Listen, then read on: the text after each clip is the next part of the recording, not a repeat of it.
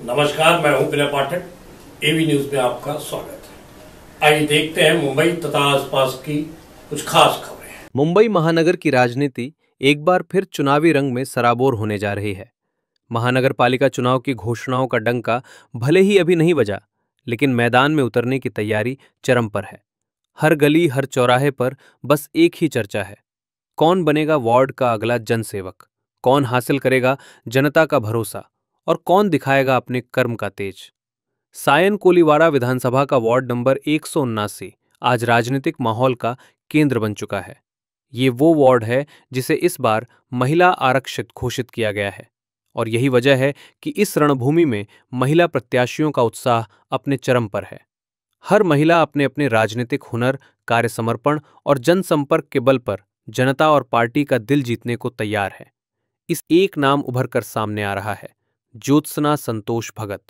Bharatiya Janata party के कर्मठ नेता संतोष भगत की धर्मपत्नी, जिन्होंने वर्षों से वार्ड के लोगों के बीच जाकर सीधे संवाद किया है, लोगों की समस्याएं सुनी हैं, योजनाओं की जानकारी दी है और सरकार की नीतियों को घर घर तक पहुंचाया है। ज्योत्सना संतोष भगत का अभियान महज टिकट की दावेदारी नहीं है, बल्कि ये जनता की आवाज को सशक्त करने का एक संकल्प है। हर मोहल्ले, हर बस्ती में जाकर वो केवल वादे नहीं करती, बल्कि जनता को बताती हैं कि भाजपा की सरकार ने कैसे आम नागरिकों के जीवन में परिवर्तन लाया है, कैसे प्रधानमंत्री नरेंद्र मोदी और उप मुख्यमंत्री देवेंद्र फडणवीस के नेतृत्व में महाराष्ट्र ने विकास और पारदर्शिता की नई परिभाषा गढ़ी है। वार्ड 179 में अब राजनीति का ये रण और भी दिलचस्प हो चला है, क्योंकि यहां अब महिलाएं ही नहीं, उनके समर्थक भी मैदान में उतर चुके हैं। जनता का जोश भी उफान पर है।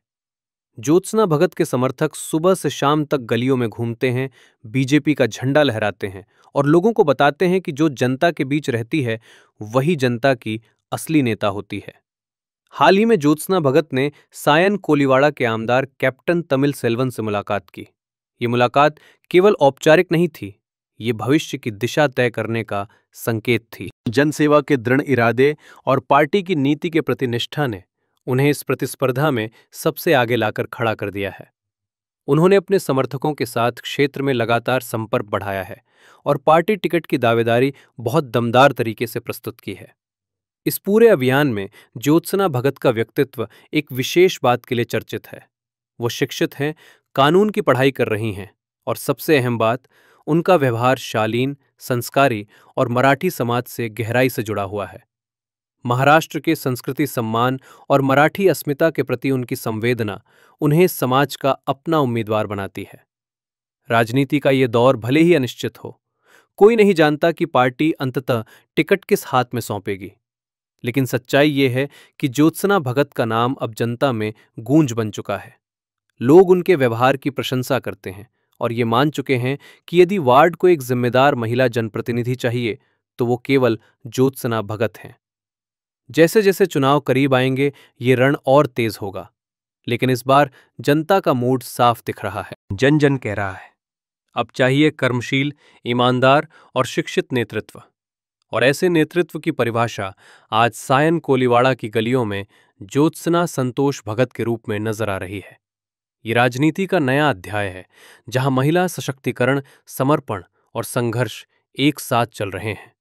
वार्ड 179 का ये रण केवल चुनाव नहीं, ये भविष्य गढ़ने की एक नई शुरुआत है, जहां जनता और जनसेवक का रिश्ता केवल वोट तक सीमित नहीं, बल्कि विश्वास और भागीदारी पर आधारित है।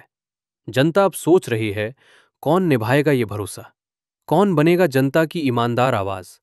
शायद इसका जवाब आने वाले चुनावी परिणाम में मिलेगा, पर अभी तो नारे गूंज रहे हैं, समर्थन बढ़ रहा है और महिलाओं की ये क्रांति अपने चरम पर है।